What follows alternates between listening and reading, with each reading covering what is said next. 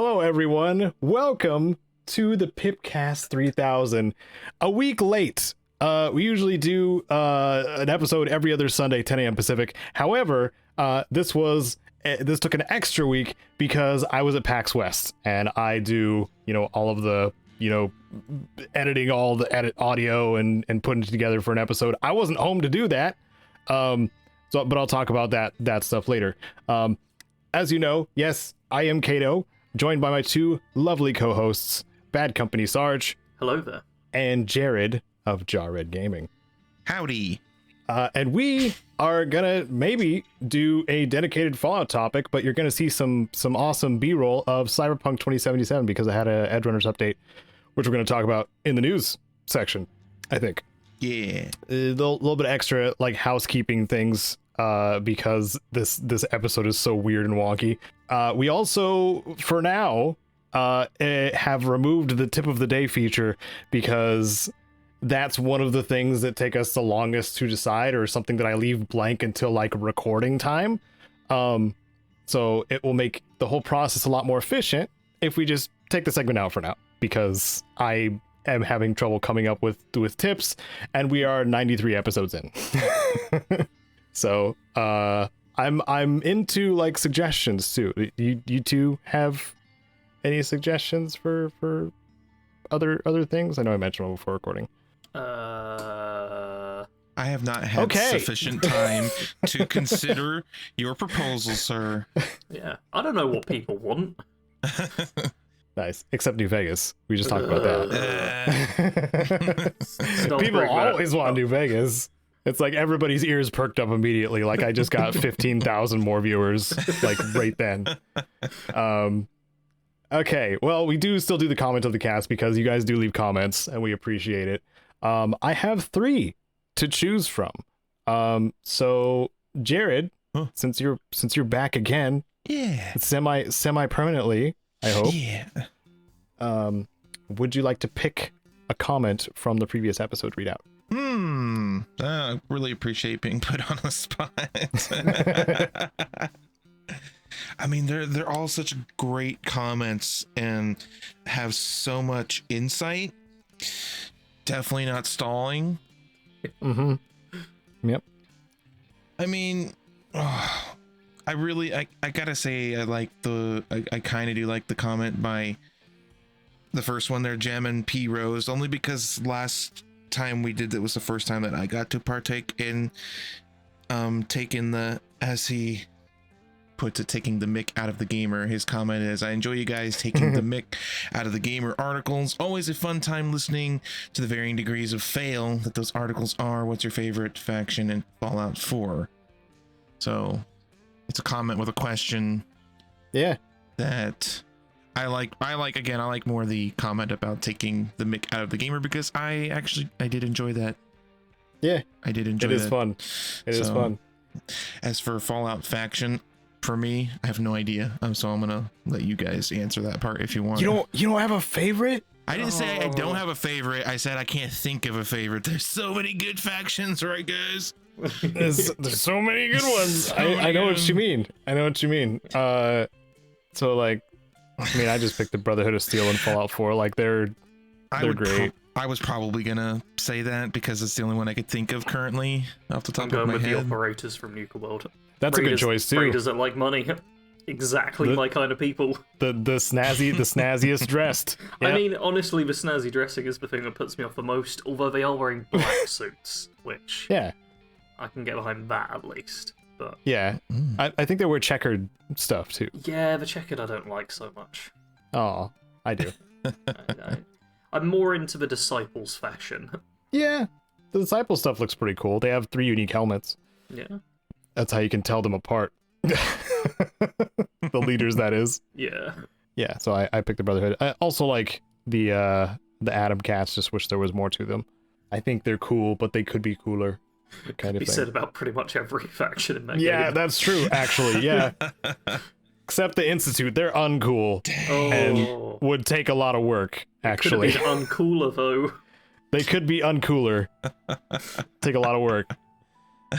Oh, man. Thanks, JMP Rose. JMP Rose is actually somebody who's been a viewer for a very long time. They don't comment very often, but I really appreciate it. Oh, good. So I'm glad you picked that one. Yeah, me too. And thank you for the comment, JMP Rose. Well, we do have the news section to talk about. If you guys want to skip ahead to the topic, which is going to be legendary weapons and our gripes about them, probably. That's probably what it's going to be. It may be possible solutions too, like we've glossed. I was trying to think of a right word and just mumbled it through. Glossed over different possible solutions that other games have done, which we'll probably talk about too during the topic. But yeah, chapter points are in the thing. The timestamps are in the thing. If you want to just skip around, that's fine. But we're going to start with news. First, with a new IP that surfaced from Bethesda and Obsidian veterans. What? Called Wyrdsong. How much do we know about this, Sarge? Not a lot. Yeah! Yeah, there's not much known. We have an announcement trailer, a bit of an interview, and if, like me, you follow Jeff Gardner on Twitter, you can find out where they're doing, like, in-person research, which I believe is Poland. They're walking around at the moment and just looking at churches and stuff. Yes, Witcherland. Yeah. Check. I'm gonna double check I got that right before I keep going. It does say it says Portugal in the Middle Ages. Man, I was wrong. It was a P. I was wrong too. It starts with a P. Yeah, You were close. I was like, Poland? Probably Poland. Oh, yeah. Okay, it turns out it's Portugal. I mean, it's just the inside of a bunch of churches. It's very difficult to tell. Yeah. In my defense. But yeah. The new studio's name is Something Wicked Games. So if you're looking for something to follow for now, like on Twitter or whatever, they probably have a Twitter account at this point. And that is literally Something Wicked, not Caedo forgetting the first word. It is called Something Wicked. Yeah. or if I was just adding adjectives and instead it was just called games. Yeah. I told you I can't read and I don't read. But then the what are you doing thing is going to be different. Yeah, Jeff Gardner is one of the people. Did it mention anybody else? Yeah. In the article?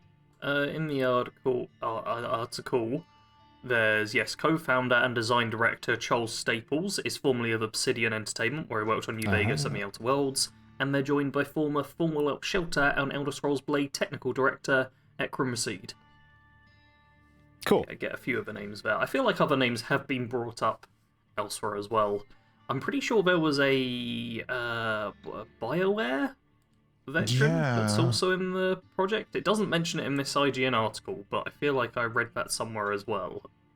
Well, at the very beginning of the little teaser, it's like, from the veterans that brought you game, and Dragon Age Inquisition was thrown in there as well. And I was like, excuse me? Yeah. Okay. So there could be something really cool with this. Or it could be, well, I'm not super optimistic because we've seen very little so far. Because it's dude. I mean, it could be. We've been blindsided so many times. It could be something like that. But like the trailer itself that they showed, the little teaser thing is just an animated thing with a really cool voiceover, really cool aesthetic. But there's no like gameplay or even like cutscene-y type stuff. No. So it literally could be anything. Yeah, the game hasn't been made yet, and I think I even read a little bit about how they're not like locking down anything too early in case they do want to change things. Mm-hmm. So, gonna be quite a while away, I imagine. I'm calling it now. I don't know why, but like just the little trailer made me think of like a From Software game. Like I think they're gonna try to make a Souls-like game. Oh. Well, that's what I check out. I mean, what I'm wanting is a first-person fantasy RPG. Because I think we can pretty much state that this is going to be a fantasy RPG in some form. Mm-hmm. But you could have a fantasy RPG mobile game. fantasy RPG match-free simulator thingy. There's plenty of ways you could go with that, but hopefully it's just a game that I want to play. It sounds interesting because it talks about Templar conspiracies, Portugal in the Middle Ages, and the name Wyrdsong. Like weird is like Anglo-Saxon, like fate or destiny. So it's like there's a lot of different. It sounds like a lot of different stuff. That's just my analysis of the words. It could mean nothing. Really, we don't know anything much yet. It's being made in Unreal Engine 5. Ooh. That's a thing. Cool. And they've been hiring new staff. Also, note that they mentioned here that the studio is headquartered in Maryland, but is fully remote. And I did see, I'm pretty sure in another interview, or maybe even on Twitter, Jeff Gardner talking about how that's been quite a positive thing overall. Just being able to do all the stuff remote, so they're not limited to like who's in the area and all that. Yeah, nice. It's gotta be nice. And Jeff Gardner, on the whole FromSoft thing, there is a tweet as well saying, "Hey there, just want to clarify that #Wyrdsong is inspired at Elden Ring world building and discovery elements, less so by their difficult combat mechanics. Not that they're bad at all, just not our target." Okay. Nice. See? Okay, so that puts it to rest a little bit too. Yeah. That's good. Very cool.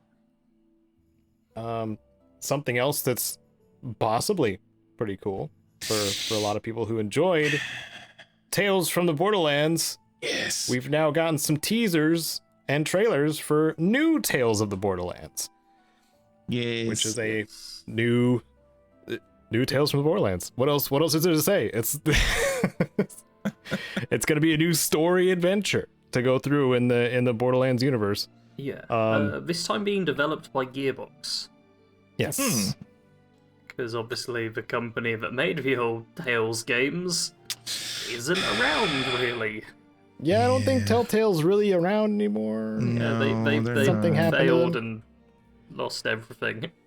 There's probably, like, the company probably has been bought out by someone in some way, but it's pretty much gone for practical purposes. Yeah. Which is a shame because I personally enjoyed those type of games. Yeah.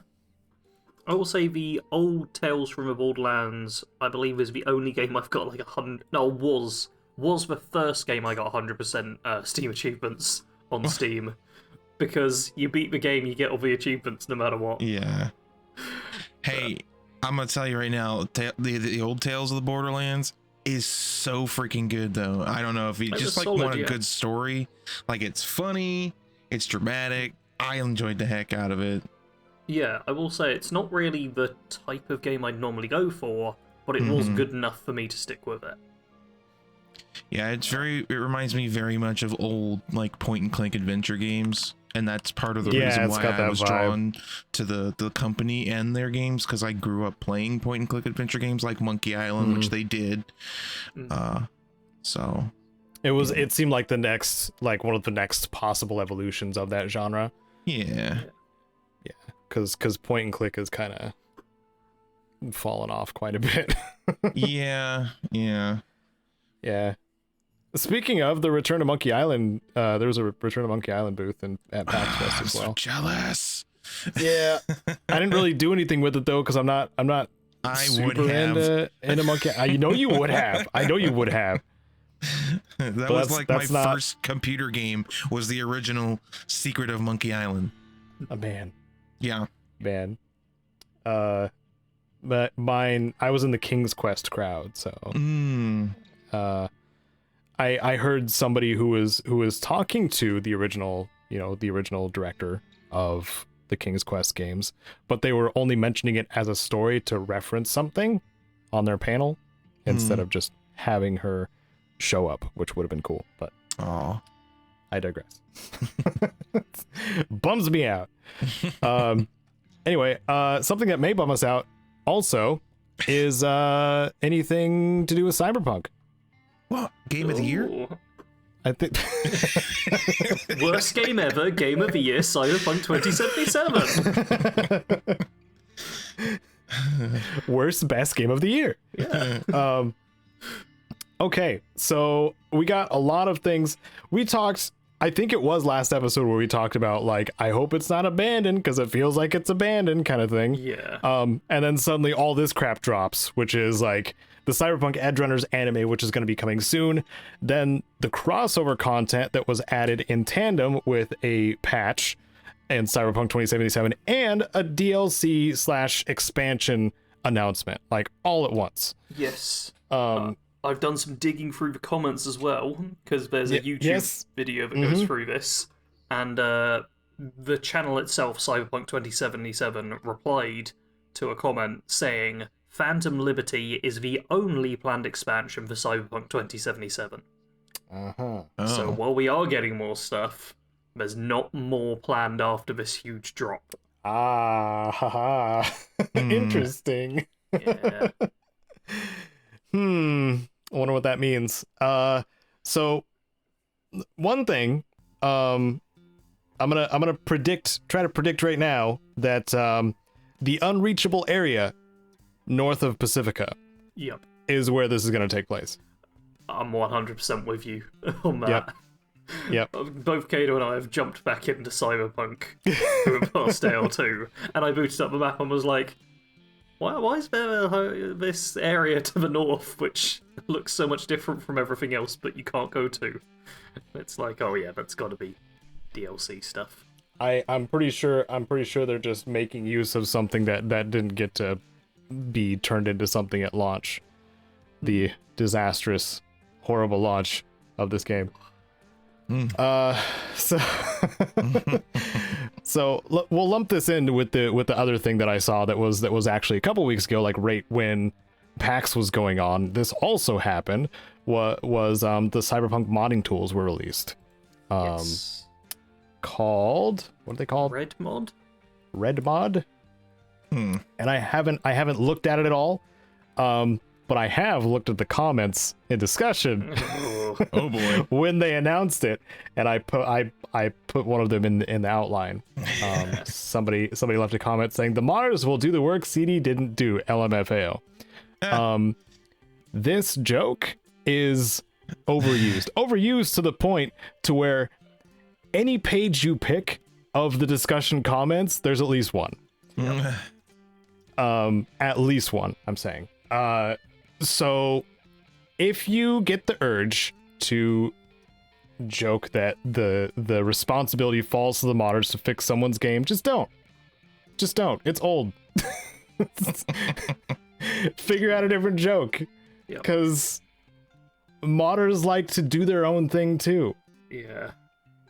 I mean, it's unfair on everyone. Like, it discredits any work the actual developers do. It, like, pigeonholes modders into, I'll just fix this broken thing for free for me. It's just... It's a bad mindset. It is. It's not that we're trying to rule out, that completely as something that occurs sometimes, but more often than not, when there's a very aggressive interest in something like modding their game and giving players the tools to make that easier for them, that is more of a service to the players than it is a service to the developers. Because I feel like it was Bethesda at one point, like their developer tools are not the same thing as the GEC or as the creation engine tools that we get to use. I'm pretty sure I read somewhere, man, you could take this with a grain of salt because I'm saying that, that they developed those tools for their players specifically so it would be easier to work with their game and its systems, to make more content that they wanted as players for the game, not to fix the game, but to make more stuff, and be more creative with this sandbox that we were given.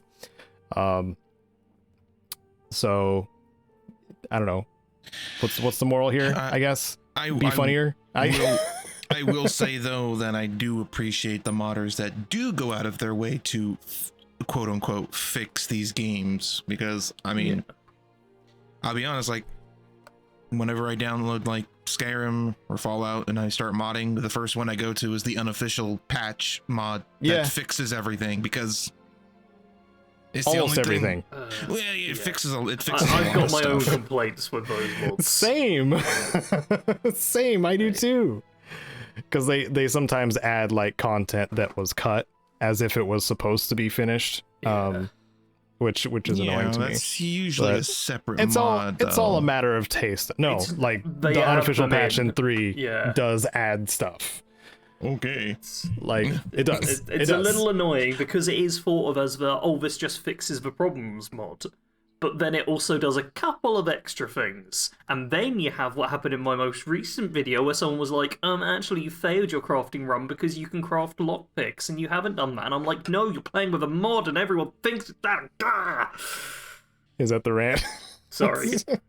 I'm going to be quiet for a minute while I cool down. Yeah. No, it's fine. Like, because the thing about like community made stuff too is liberties are going to be taken. I don't mod that much, probably not as much as Jared, but I know liberties are taken by the community on what they personally feel is, you know, lore friendly or game quality of life and stuff like that. Yeah. Like it feels like it's on a sliding scale more so than something that's definitive. They don't have to. They're not contractually obligated to make these in any way other than what they want. They're doing the work. They should be able to pretty much do whatever they want, essentially. And you got to, as the user, decide, okay, is this mod worth downloading even though it has this stuff on it, or do I just like not have that mod and keep the game the way it is? Ultimately that choice is yours. And then we talk about like if you go further back to like the restoration patch for Fallout 2 that people like to tell me to use a lot of times. Thankfully the playthrough's done. Ooh, I can talk about that later too. The playthrough's done, but it was a pretty common comment to get from people just being like, why aren't you using the restoration patch? Even though I said explicitly at the very beginning, I'm like, I like it vanilla as possible. I also like my nostalgia as it is. I also went through, you know, occasionally the Fallout, the classic Fallout subreddit, and discovered that people were running into bugs that I had never ever seen, talking about using the restoration patch or like save corruptions and stuff like that, and using things like save editors and restoration patch and stuff like that. I'm like, gee, I wonder what happened. Because that, you know, there's that also that aspect of like community made stuff. While it can enrich the experience, it can also break your game. For sure. Oh yeah. I can't tell you how many times I'll mod the ever-living crap out of like Skyrim, and then it stops working, and I don't know which mod it is, so I just start over. Like, oh, it's like 200 mods. Oh shoot, I'll just start over, I guess. I don't know which one is wrong. Yeah, I went through that cycle quite a few times with New Vegas. Probably New Vegas the most, actually. Is the modding cycle of, oh man, these are so cool, and then getting to a point to where like this game isn't working the way it's supposed to anymore. I think a large part of why I don't mod is if it happens to me, I'm just like, well, I'll uninstall the game and never play it again. Yeah. That's fair. I'm just like, oh, it broke. Well, I'm done forever. Goodbye. Oh no. No. Yeah. That works too. Anyway, like, we're not like, I want to stress that we're not like shaming for using mods or making mods or anything like that. I don't want to make it sound that way either. Just you know, modding tools are cool. It's nice when developers provide that to their players. And even though we moved on to a separate tangent about modding, there's a lot from Cyberpunk that's happening lately, and in fact, you're probably going to be watching some of the B-roll from my recording session, because I felt like firing up Cyberpunk, kind of like Sarge, and playing some of the new content. It's side missions. I don't know if you played the 3 that they introduced from Edgerunners, Sarge. I don't believe so. I haven't checked how to do it yet. In fact, at the time this comes out, I'll be streaming Cyberpunk, and I'm planning on doing them on stream, but I need to figure out how to start them. Okay. Well, they are just side gigs that show up. In the... I can actually paste what I sent to myself to you, to show, like, where these are exactly. So I got to play the side gigs and stuff like that. Like, they're fully voiced. You can get either calls from these, there's a few like quality of life things that I wasn't used to as well added to Cyberpunk since I had played, because it's been like a year since I fired up the game.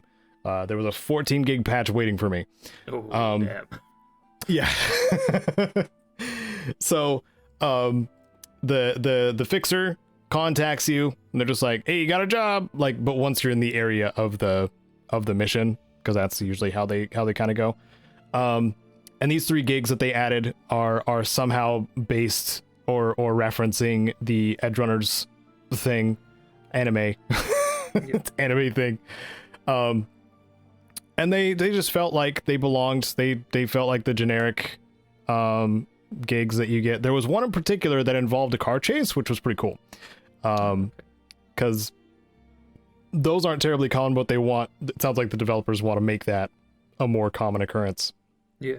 Both with you and with like other things happening in traffic, which is cool. I'm pretty sure it was scripted, but I did see a police chase, like shooting at each other driving down the road, during one of these gigs, which was pretty cool. Like I wasn't involved at all. I just watched them like killing each other driving down the street, which was neat. Also, some of the stuff that was added in, I think, previous patches. No, this patch also added the wardrobe, which is the transmog system. Finally, yes, you can look how you want to in Cyberpunk 2077. 2 years later. I've spent so long looking like an absolute idiot because the bright yellow pants and the like purple/grey top has the best stats. Oh man. We should be proud. We can look how we want to now. Yeah, that is the only bit of the new content. Actually, there's 2 bits of the new content, or newish, but yeah, that's the one which I was actually like, okay, I've got an apartment now. I'm just gonna set up a nice enough looking outfit, and I'm just locking that in. Mm-hmm. So there was that. There's other things I ran into. There was also some fun new bugs that I hadn't seen before. Ooh. Like one that if you exit out of your map fast enough and look around, lights just tend to get brighter. Like there's a fog, there's just a white fog in the area, and then it reloads everything, or at least it looks like it does. It's very strange. Yeah. I had a quest reliant NPC not spawn in, so I had to save and reload and leave the area and come back to get them to show up, and that was for the quest that starts the heist. It was like, oh no, the barkeeper just didn't show up and there was no interaction prompt. So great. That was about Claire just 10, wasn't there, minutes. huh? It was annoying. Nice. No, it was the barkeeper before the afterlife. It was when you go to meet Evelyn Parker. Oh, oh yeah, okay. Yeah, so it was a pretty early one as well. It was just like, well, if this doesn't fix itself, that's the Lizzie's one that doesn't really have it. Do they even have a name? I don't think so. Because they're just a random barkeep. Yeah, you have to talk to them briefly just to get the quest kind of started, and they just didn't spawn in for me. I'm looking for Evelyn Parker, and then they're like, "Who's asking?" I don't know. I don't know why I gave him a weird accent. Can you reenact every cutscene right now, please? No. Pay me? I can't. Oh. Sorry. Patreon.com. There we go. /Caedo Genesis, I think. Y'all want to see Caedo Genesis reenact every cutscene from Cyberpunk 2077 Game of the Year Edition? Every dialogue, every single one. We're going to make that a new tier. His Patreon immediately. That'll be the $1,000 tier. Because that'll take me a lot of time. Anyway.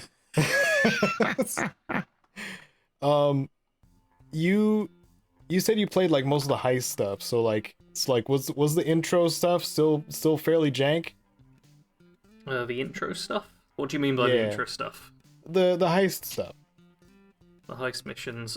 They seem to work okay-ish mostly. Like, the bartender not showing up was the worst bug by far. I also seemed to get detected for a wall while going through the hotel, which meant my perfect stealth run was ruined, which is a bit annoying. And what was the other one? There was something else. I'm trying to remember exactly what it was. I had it and now it's gone. But I know there was another issue beforehand. Not like a big one, but one that was a bit annoying. It was... I don't even think it was a bug, but when you're dealing with the Maelstrom, you can end up picking up a detonator, which, in my mind, I was like, wait, does this blow up a person or blow up the door and free them? And there's, like, no prompting or anything to tell you which is which. So it was like a 50-50 option, and you can't, like, just put down the detonator and pick it back up later or anything. It was just... Yeah, it was disarm the thing or blow up the thing. And it was just a detonator I picked up on the side while wandering through an area, and I was like, well, I guess I'll blow it up. Oh, I just committed murder. Oh, no. Yeah. I wanted to free him as well, which was a bit annoying, but I don't think that was a bug so much as just the game not telling me the information I needed and not letting me back out. There are 4 new apartments. Yeah, I couldn't to afford get most of them. Thankfully, the stash is universal, so you get to see, like, if you have the full collection of weapons, which I do. From my guide mastery, I bought out all the apartments to check them out. So you may see some of that in the gameplay on screen too. I noticed that most of them have something interesting that you can do in that apartment too. Like one of them has a guitar sitting by. You can play one of the samurai songs, like one of 3 choices or something like that. Another one which was the like Chinese inspired one. You could light incense in a little cool little dragon incense burner thing. You could drink tea in the corpo one. Like, it's just this like random bullcrap, right? Yeah. Like just stuff that you would do in a simulated world to make you more immersion. You know. I got the cheapest apartment and was quite sad, but it's better than the place I'm living at. Oh yeah. It's like, man, look at this trash little rundown place. It's like got additional stuff to where I live right now. I thought it was funny that like that one in particular, like the outside is just all busted up and stuff like that. The inside looks great. I just felt the game was being a bit cruel at that point. That's pretty mean actually for the game to do that. The cars still drive like butt. I did want to throw that out there. I thought there was like some way to adjust like vehicle handling and stuff like that. Like I remember specifically talking about that, like that was patched, but I couldn't find the options anywhere in my settings.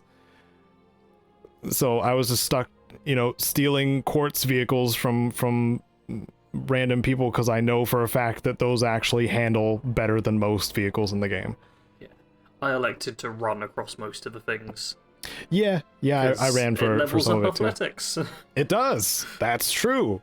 In fact, if you're min-maxing, that's the better thing to do, actually. Yep. It's just run everywhere, even if you're running from one town or township to another, or one section of the city or to another. From Watson to the corporate apartment, realized I didn't have enough money, and ran all the way back to Watson for the cheapest apartment. It was like that's funny. 5 kilometers in total, I think. Dang. But my athletics went up. Yeah, as it should. We can move on from the Cyberpunk stuff. So I think we talked about it enough. Unless you have something you wanna share, Jared. Oh, actually, I did have a question for the two of you. Since as I talked about before we started recording, that I have installed Cyberpunk 2077 because I haven't played it since before any of the major patching happened. But since you two have clearly played it, like, how would you rate the game as it stands now from what you've played versus how it was when it was jank central? I think Sarge would be a better gauge on this because I didn't do much of the scripted stuff at all. It was like most stuff was completed on my save. Either one of you, So- I'm just curious. No, I'd say there's still, like, plenty of bugs. It's by no means, like, fixed in any sense of a word. And, yeah, there's still a lot of bugs. If the bugs are what put you off, I'd say no.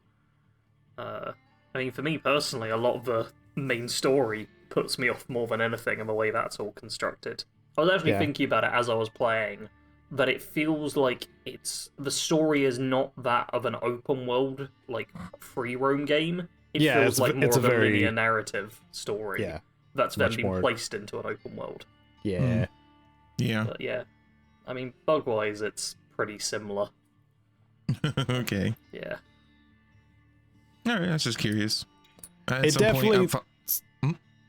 I was gonna say it definitely seems like it runs smoother, which it definitely felt like it was running smoother than. I mean, it was running quite poorly for me, so I turned down all the settings and then it seemed to run okay.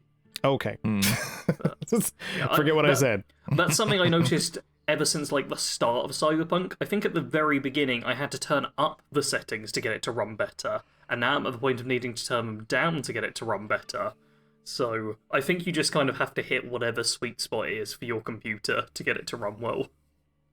Right. Well, that's fun. Yep. No easy universal settings. No. I bet that's a nightmare for whoever makes the optimized settings for NVIDIA. Oh yeah, I was playing with Optimize and it was terrible. Oh. You know what's not terrible though? Hey! Getting eaten by a zombie? You want some of them Z heads? Yeah! Dead Island 2. Oh, the game that's nearly a decade old. Why are we talking about that? Excuse me? Because there's a new teaser for it and it's got zombies in it. What? Yeah. That's why. I don't know. But didn't it come out years and years ago? I mean, I remember watching trailers for it at E3 2014. That's the thing, Sarge. It never came out. What? That was an alternate timeline. I think I killed Sarge. You did. I couldn't take the news. Dead Island 2 was all but abandoned because Techland moved on to Dying Light, which was extremely successful. And Dead Island was just kind of floating around in IP space. What was I trying to? IP space. And there was a developer that picked it up. I think it was Deep Silver. Yeah, I think.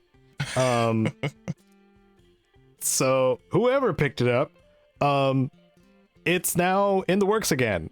It even had repetitive playing television at PAX West near the food court, where you could watch this dude get eviscerated over and over and over again, which was so much fun.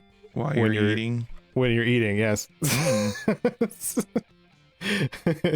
But it's so comically, like, juicy. The trailer itself is just this one dude wandering around town, just covered in blood all the time, and like all the zombies that he kills, their blood doesn't seem to be the right consistency. It seems to be more the consistency of just like Kool-Aid, and a lot of it comes out of the zombies. So it's more hilarious gratuitousness than over the top. Than something that's disturbing, I think, which is kind of great. Like, well, yeah, I think like the glory kills from Doom 2016 and Doom Eternal.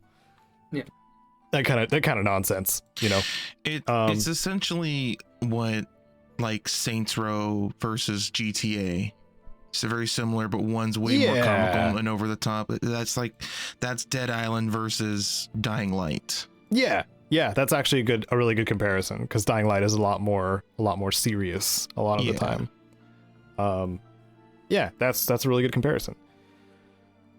Anyway, so I guess there's a release date on February 3rd, 2023. We might actually see and play Dead Island 2, which is crazy.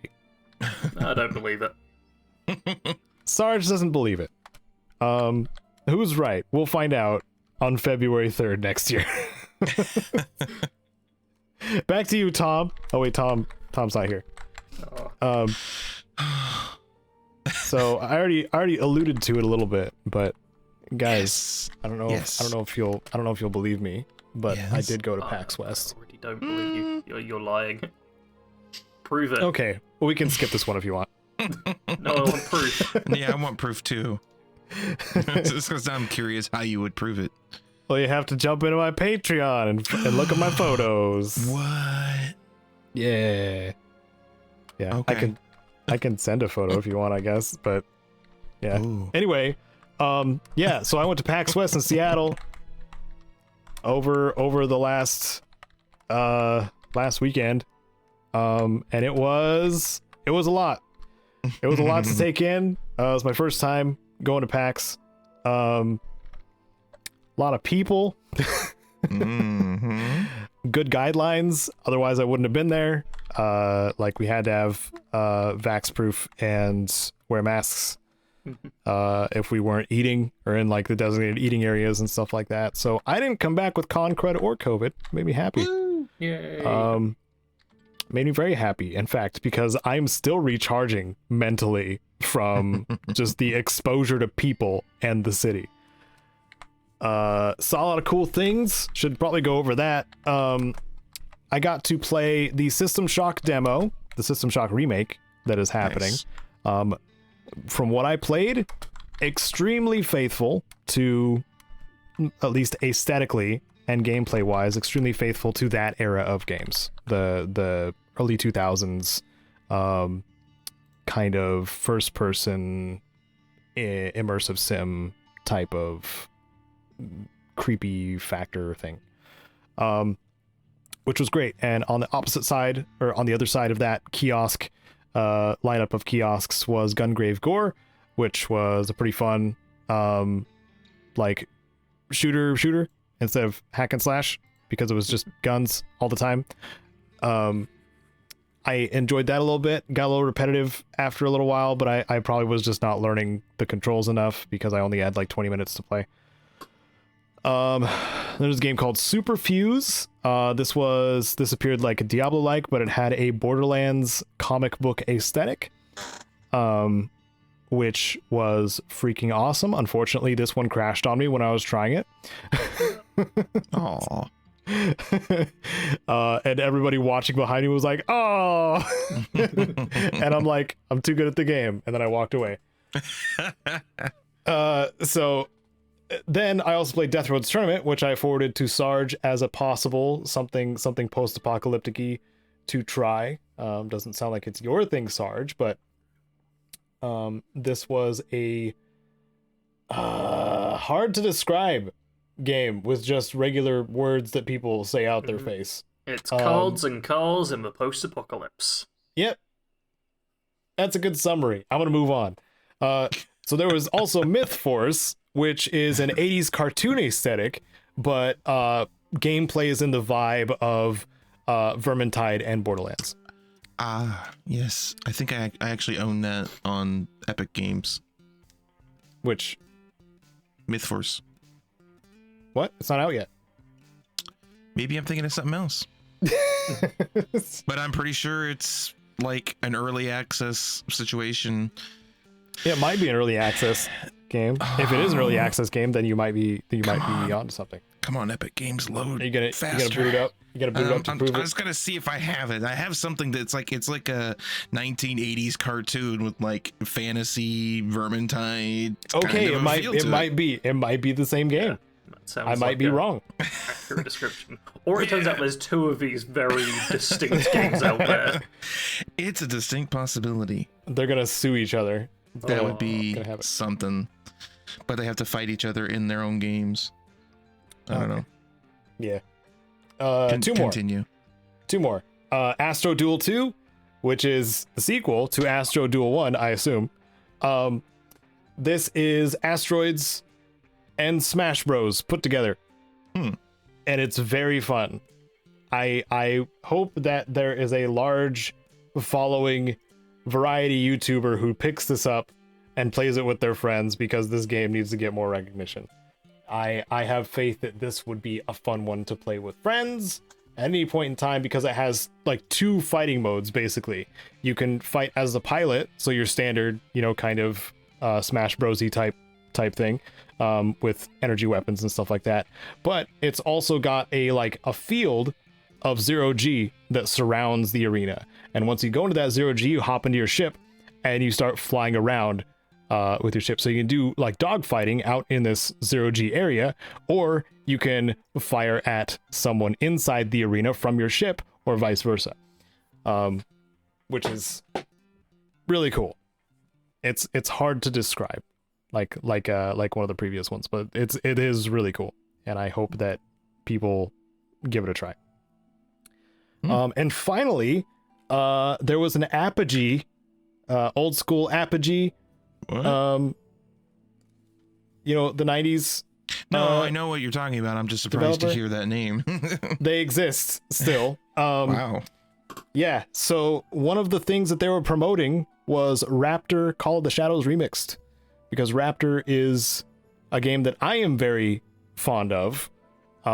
It's a vertical shoot 'em up, where you're flying around a little jet and blowing up alien ships and stuff like that. I would say it is arcadey, but it seems like it has more depth than you would find in an arcade cabinet, because you can customize your ship with different weapon types and stuff like that, and switch different types of, at the very beginning, switch different types of missiles on the fly to where air to air, air to ground kind of thing. But there's going to be a remixed version of this game at some point. And I'm greatly looking forward to that, because it's going to have an adaptive soundtrack to go along with its crazy dogfighting ways. So I'm kind of looking forward to that. There's going to be more to it. I think they're gonna put in a multiplayer co-op feature as well, which the game could greatly benefit from if it works. Cool. So those are just a few things that I saw. Obviously, I saw a lot of, not a lot, a few cosplayers there at PAX as well. I went to a few panels, nothing really of note. The only one that was of note that I didn't go to was the Gearbox one, but I'm not really a fan of Gearbox marketing for some reason at this point, so I didn't go. So anything that they announced that was really big and stuff like that, we already talked about. The new Tales from the Borderlands thing, they probably mentioned on their channel. You can just see a trailer of it too. So anyway, that was my in a nutshell experience. Become a patron and I can tell you more about it and show you some photos on my monthly update. Something else I thought was, set for next year is actually still supposedly releasing this year. And that is Midnight Suns. The turn-based strategy Marvel game that I felt like I sold you on, Jared, when we were talking about it. December, looks like. That one's gonna come out. Hopefully December 2nd, but according to Epic Games, which finally loaded. Yay! Now you can find Myth Force. It's there. I was right. Oh my god! So it's early access. I think so. I don't. Epic Games doesn't really do it in the same way that Steam does it, I think, but I'm pretty sure it's like a work in progress situation. Oops! I just clicked it. Dag. Uh-oh, your whole computer's gonna fry. No, my computer's good, man. I can handle it. Okay. I can play games and do this podcast at the same time, bro. Oh. Can you? No. Speaking of XCOM, you can get it for really cheap on Humble Bundle. Pew, pew, pew, pew. Along with Borderlands 3 and Civilization 6 and BioShock, the collection, and some other things, and even Duke Nukem Forever. Oh my god. I didn't realize that was on the list too. Nice. So if you go to, not sponsored, obviously, but if you go to this Humble Bundle link in the description, this deal is going on for, I mean, by the time this goes up, it'll be going for another like 9 days or something like that. But it's got a lot of good stuff in this collection of Humble games for $16 at the very least. Yeah, so you can get Borderlands 3, the Super Deluxe Edition, which I don't believe it includes the Season Pass 2, which is still really stupid. Just heard Sarge die a little. Yeah. I've killed Sarge already once. I might kill him again. We'll need to respawn Sarge again. Also, XCOM Ultimate Collection, which I believe does include everything. Yep. Which, it only says you can play XCOM 2, all the expansions, all DLC packs, and the recently released XCOM Chimera Squad. So Wow. like just that on its own for $16 is a steal. Like if you like turn-based strategy games, like, and you haven't played the XCOM series, you need to, like, right now. Drop everything you're doing, cancel your plans, because you're gonna be in for a while. Civ 6, me and Kite have had a lot of fun with that one. If you like the 4X I prefer style of Civ games. 5, just Well, saying. I heard, yep, heard you die that time. And then BioShock. Are we gonna complain about BioShock 2? Is it the remastered collection or just the old collection? Is it? It doesn't look like the remastered collection. Then what's the point? Oh my god! No! It says in the description, beautifully remastered in 1080p. There we go. There you go. Oh, okay, there it is. Okay, it is the remastered BioShock the Boom. collection remastered. Okay, fine, good, great. It was my turn to die. Anyway, Duke Nukem Forever. Now everybody together. Balls of steel. And Mafia Definitive Edition and all their other cool stuff. Just a really good Humble Bundle to get. Yeah. Lots of games to have fun with. And you can convince your friends, so you can play like Borderlands together and stuff like that. It'd be pretty great. It's even got the old XCOM complete pack. Like the old games. Really? Yeah. Yeah, scroll down. Man, I can't believe we've reached episode 93 and Caedo's only just learned that scrolling exists. Mouse wheel? What? We established multiple times that I don't read, okay? I'm pretty sure everybody knows that at this point. But yes, it does include XCOM Apocalypse, Enforcer, Interceptor, Terror from the Deep, and UFO Defense. I recommend getting Open XCOM. We're going to talk about modding for a little bit. Oh boy. Open XCOM to play XCOM UFO Defense if you want to go all the way back in time and play the OG, because that is probably the best definitive way to play it on modern hardware. Because otherwise you'll run into a lot of fun issues, especially if you're trying to use DOSBox to run the game. Some things don't know how to frame rate in the classics. So Yeah. but also we got the Firaxis ones that like faithfully recreate that feeling, and then some. So like just play XCOM. Just play pick one. Just do it.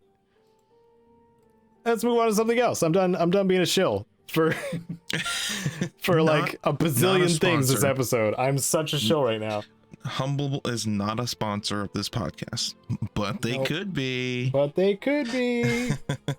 Super shill, activate.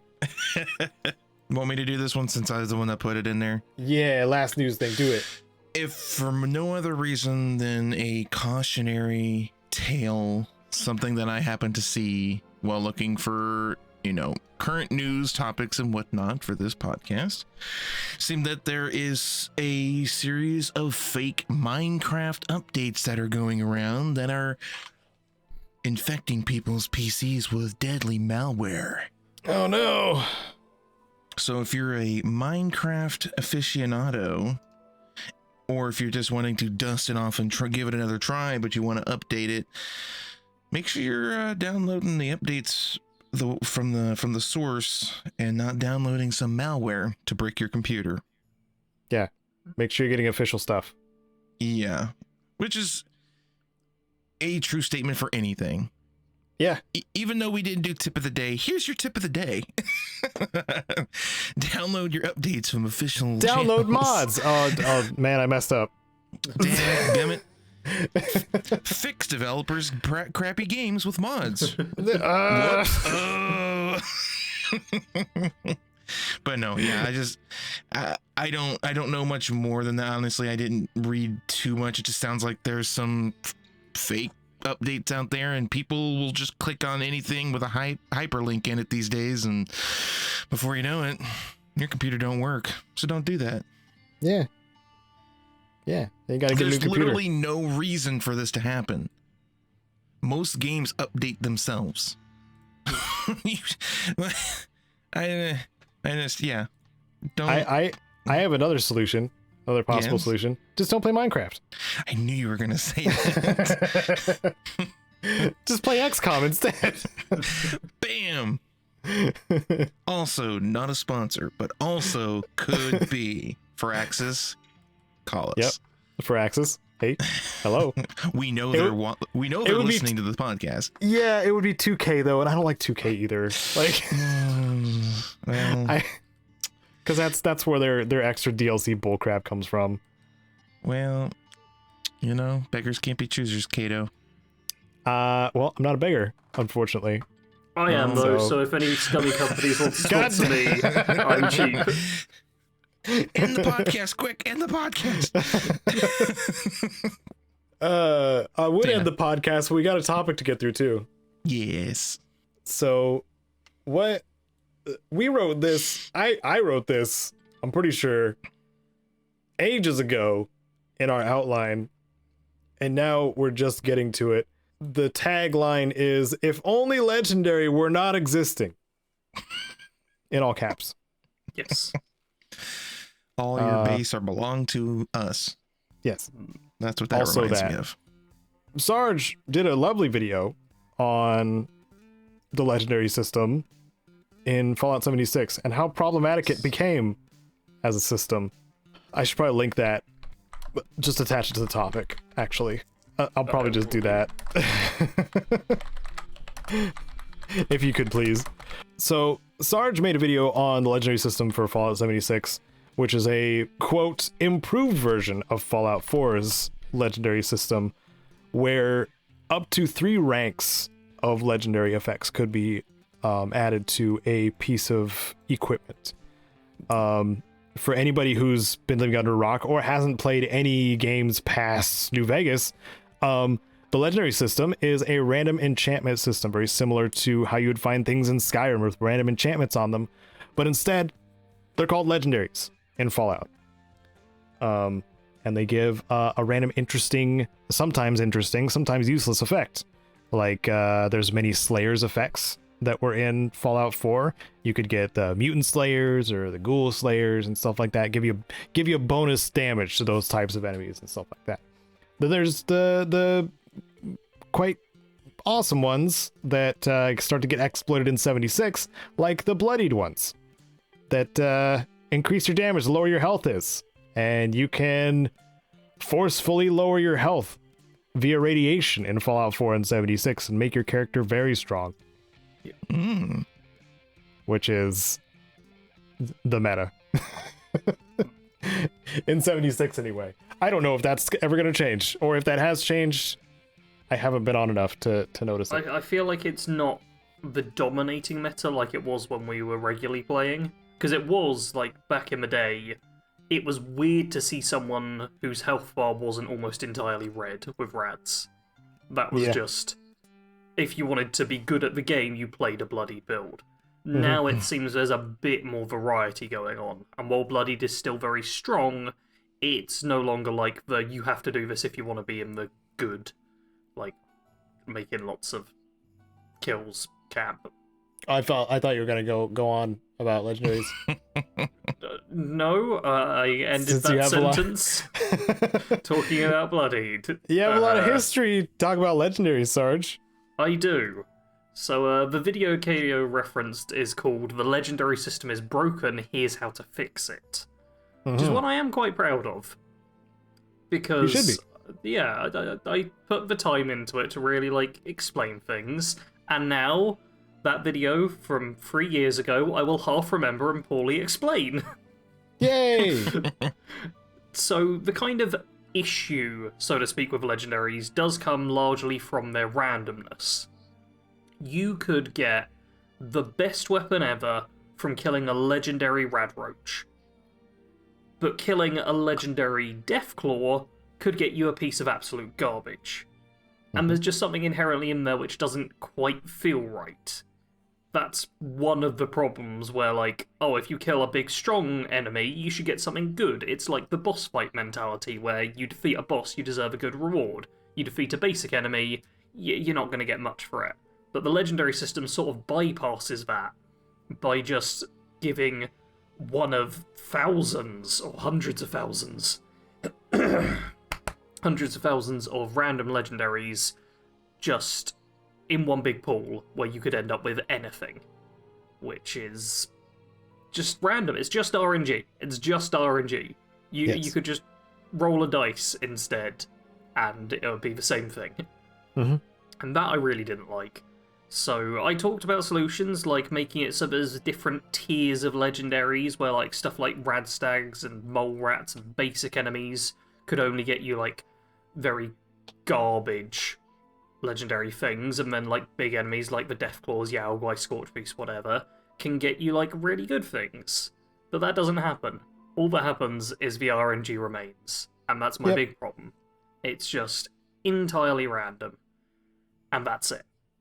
Yeah. We did have, quote, uniques and also named legendaries in Fallout 4 and Fallout 76. Yeah. But if you got a good roll in previously stated RNG, the majority of those that you would get through like scripted events or whatever would be outclassed. Yep. Which is also a problem. Especially in 76. Especially in 76. Because they get forgotten about completely. Yeah.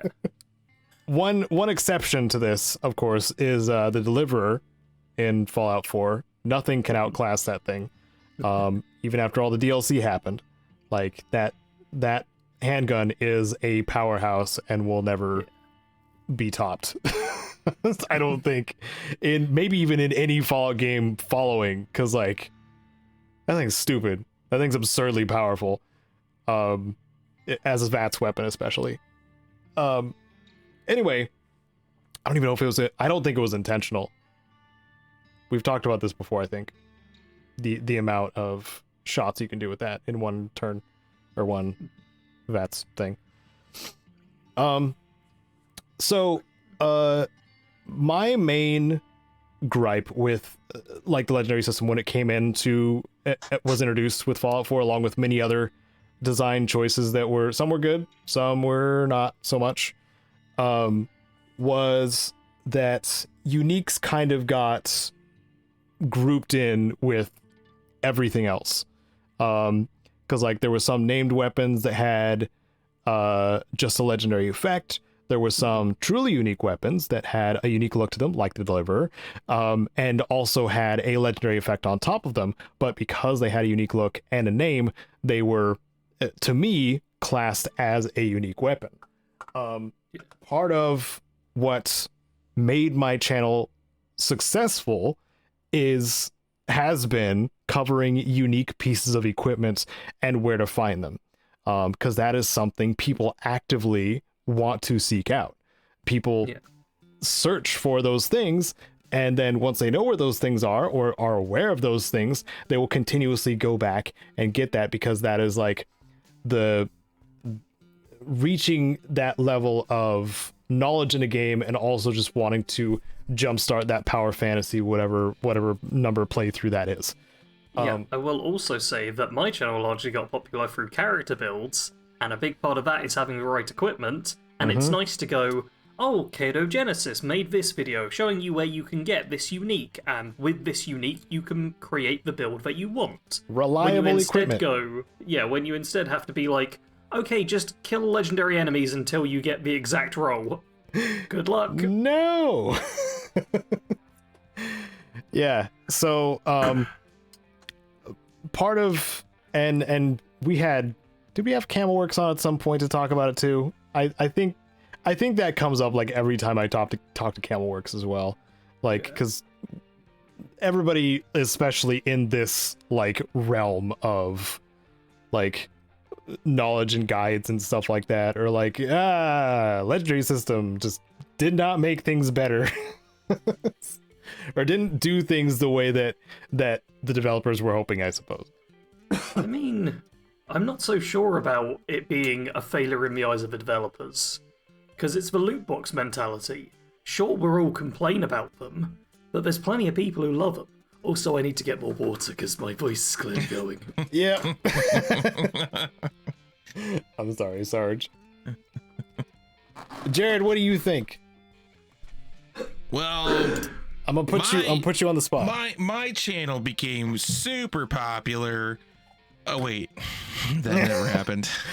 Jared, come on. But I also don't play. Yeah, shoutouts. Yeah, shoutouts from Markiplier. Yeah, well, a lot of good that did me. In fact, I think it probably did more harm than good. Let's be honest. Dang. I feel like, okay, so there's legendaries and there's uniques, and honestly, I haven't played Fallout in so long that I forgot that legendary stuff was just like an RNG situation, and that annoys me now realizing it.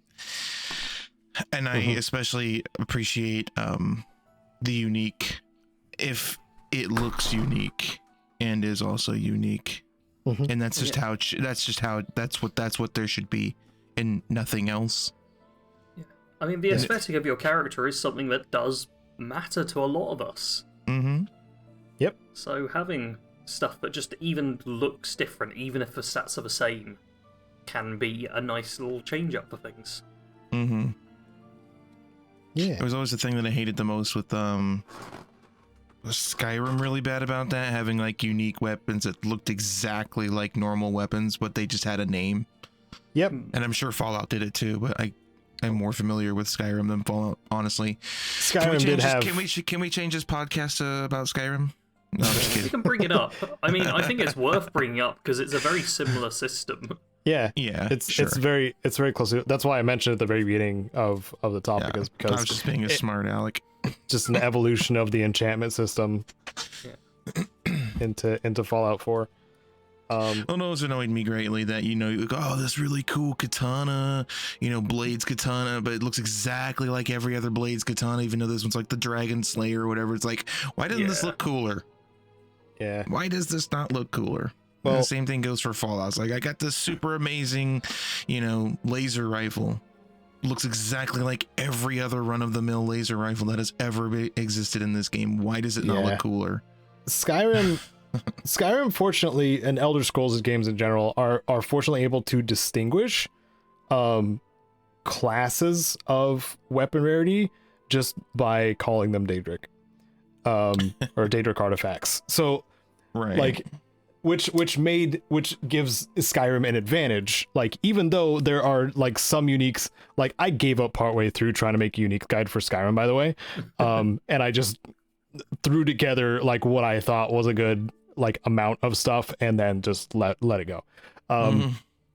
Because like it's so hard to distinguish with Skyrim stuff. Like, is this just something with an enchantment and a name, or is this just something that is actually unique, kind of thing? Like, that was always a question, and that continued on with Fallout 4. There's also the problem that people aren't necessarily in consensus about what a unique is. Exactly. Hi, Ranger Sequoia.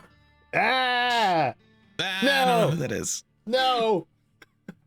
It's got to be a unique. There's only infinite of them in the game.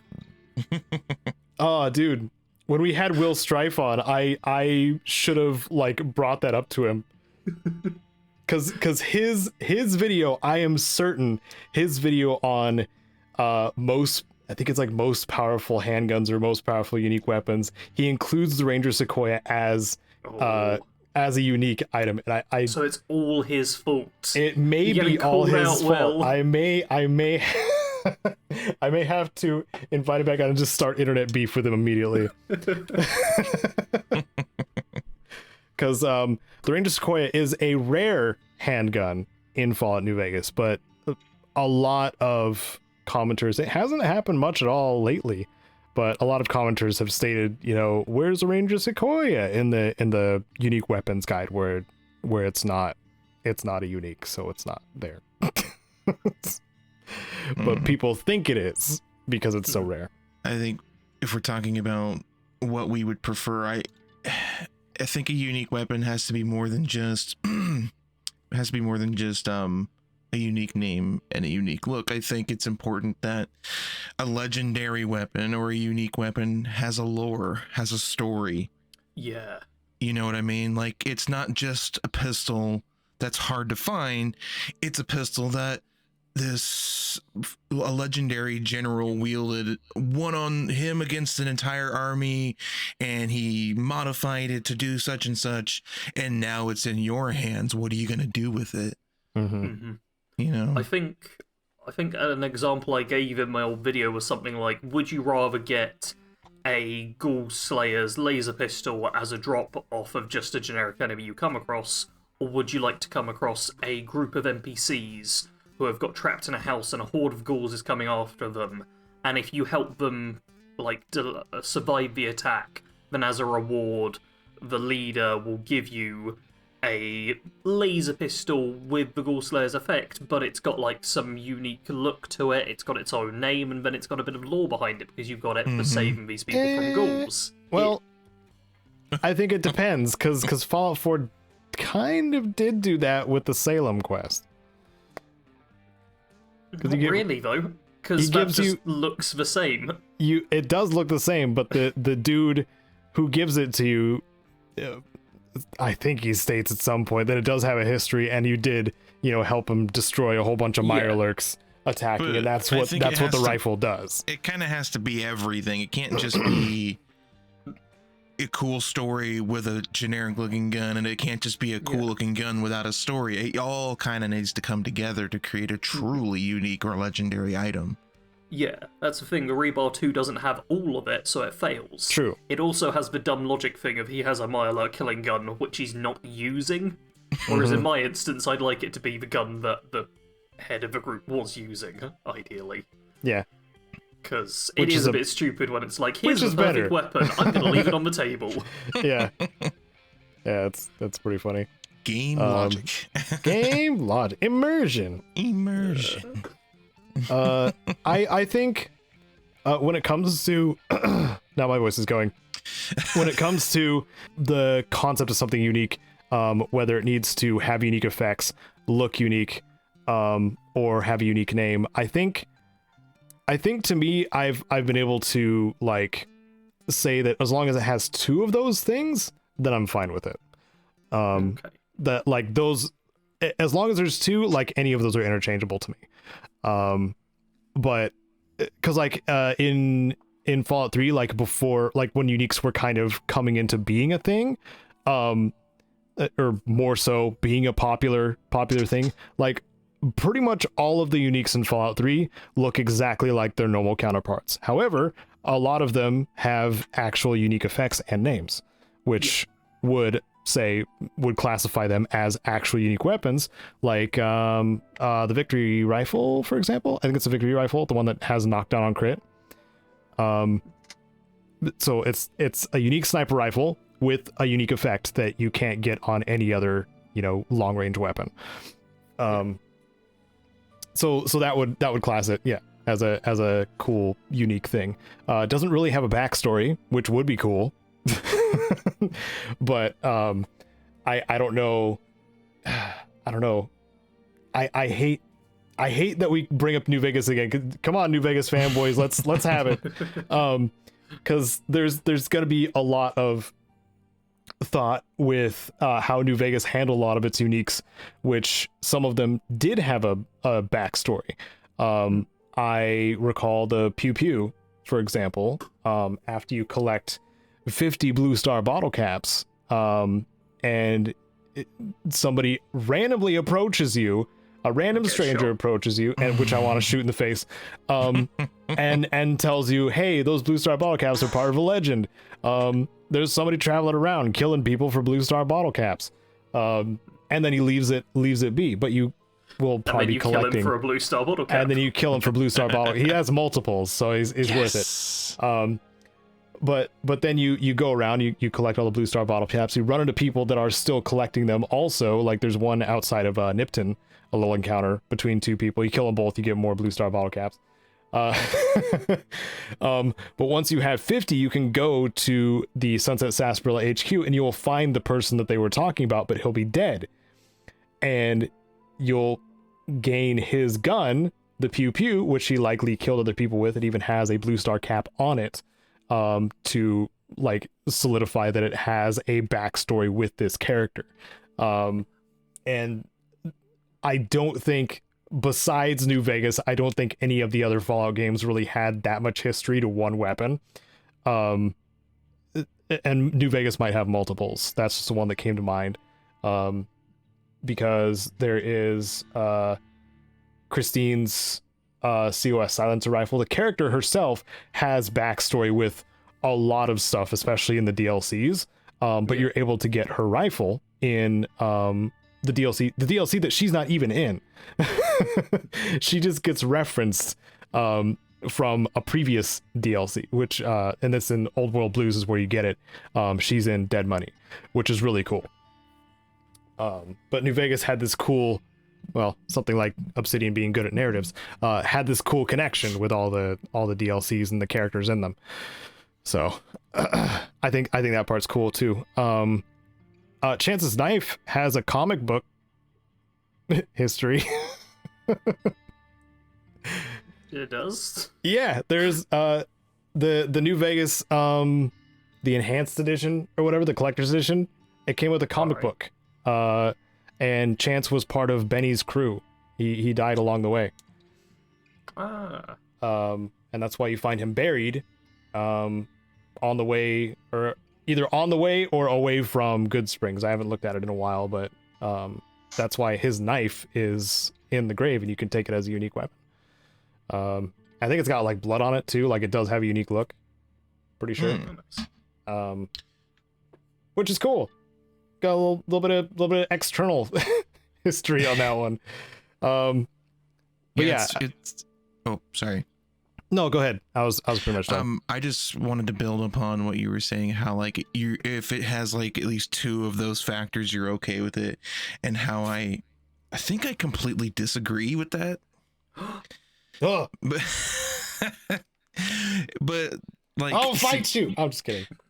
But like, but a couple of things, like for an example, I can think very mostly clearly of many situations where you go through a big old quest and there's really cool lore, and then you're expecting to get this really cool unique weapon with it's got its unique name and it looks exactly like everything else. Just reiterating what we've already talked about. But I'm also okay with not every unique having like an epic story. You know what I mean? Like what you just described about the knife with a little bit of, like you said, it had like blood on it or something. Like it's a little touch. And it's just a little bit of a touch of detail to reiterate the lore that surrounds it. And even if the weapon's not particularly useful, it's cool still. It's cooler than... It's a collector's item. It's a collector's item, but it's just like, I'd rather have an item that is useless but looks cool, has a cool story and a cool name, than a weapon that's like really, really powerful, has a cool name, but looks like every other freaking weapon in the world. Mm-hmm. You know what I mean? I'm literally just repeating everything we've already talked about, but I just wanted to No, it's fine. Just go into it a little bit more. It's just the thought that it's fine to process it a little bit. Yeah. So now that we've come up with I mean, we have my example of what qualifies. Like, I'm a little looser with it because when I was making guys, I would have literally gone insane if I hadn't have made some sort of concession in with those 3 categories of qualifiers. So what would be examples? I know we've used some examples in the past. Maybe we could reiterate those of like what would be a better system or a direction to go with the legendary system to hone it a bit more, to make it something that is still worth seeking out, but a system that doesn't have to be gotten rid of entirely. Let's see, I was just thinking in my head, man, I just kind of want to get rid of it entirely. Okay, well. But I did in my video give options for other systems, and I think there's other games which do it quite well, and one which I brought up was in fact an entire franchise, Borderlands. Yes. Yeah. Legendaries in... Specifically Borderlands 2 is the one where I know most of it, but I think it's the case with all of them. But certain legendaries have certain spawn points. Yes. So if you want to get double penetrating unkempt Harold in Borderlands 2, I can't remember the name of the NPC, but I know there's one specific NPC who can spawn in, you can kill them, and they've got a chance of dropping it. But just as you're playing casually, you're not just going to come across it from a random bullymong or bandit. That's a system I quite enjoy, having these legendaries being a chance to spawn in these specific places, so that if you want to try and get them, you've got a way of getting them, but it can keep, like, a level of the randomness still in, by it being a chance to get, by it having some different modifiers to it, maybe. So instead of it being just legendaries, it could be, okay, this specific enemy type or whatever can drop this legendary item, like legendary hunting rifles. If you want legendary hunting rifles, you need to kill legendary iBots. I don't know. But something to kind of match up with it, so that you're not just completely randomized, you have some purpose for trying to get the drop you want, even if there's still a chance element involved. You can at least have an actionable goal you can move towards, be it, I'm going to go and kill a bunch of deathballs, or I'm going to go and kill a bunch of raiders. Just having that extra purpose and extra direction would help know it. Yeah. So, Borderlands is an example. There could be,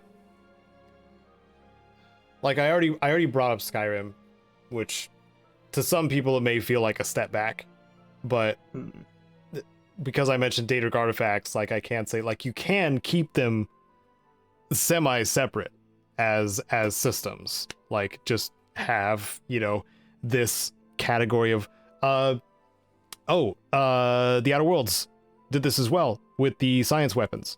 Like, there was a category of weaponry that was unlike anything else you will come across in the game. They have specific places you get them, and then they have the other things. There are, like, what do they call them? Do they call them just uniques? I think they had, like, the Golden Sun. I feel like there was icon. some fancy name for them, but yeah, same they're thing, essentially basically. uniques. Yeah, where, like, they were, like, improved versions, like, sometimes if they were guns, like, they had different fire rates or something like that, like little tiny tweaks and changes that would make them and up stats a little bit, that would make them more powerful. But then the science weapons were really wacky and out there and did some crazy stuff, similar to, like, the Daedric artifacts versus your standard, you know, quest based enchanted stuff. The anniversary edition kind of threw that out the window a little bit, because there's a lot of things that are stupidly powerful now. But the Daedric artifacts were the staple of, like, this is where I can get it. This has a backstory connection to the world, a connection to a specific Daedric prince. So there's all the backstory stuff that you wanted, Jared. Then they have, they're named. They have unique appearances, and they generally have their own, like, cool power to them.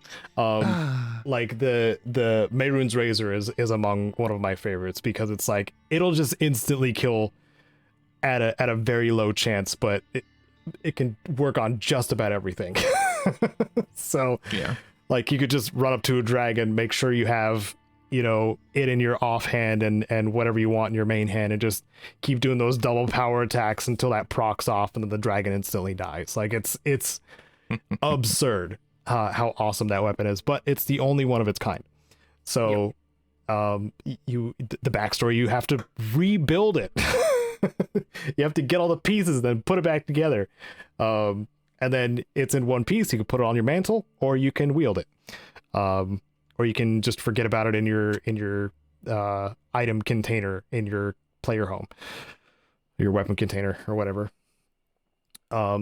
So I think the separating them out in categories like that would actually be more beneficial than trying to classify what unique is now, because it's different. And also some games use the term unique so incredibly broadly that it doesn't seem like it has a definition anymore at this point. Like it's just like, oh, those are actually rare because you can get more than one, but we call them unique because it's a fancier word. Or like MMOs. MMOs are notorious for using the term unique when thousands of players will get this item. Right. People at Dirt League did a skit about this, actually. I'm sure they did. Here's my grandfather's ring. It's one of a kind. Yes. Yeah. Yes. And I remember. The dude behind is just waiting for his.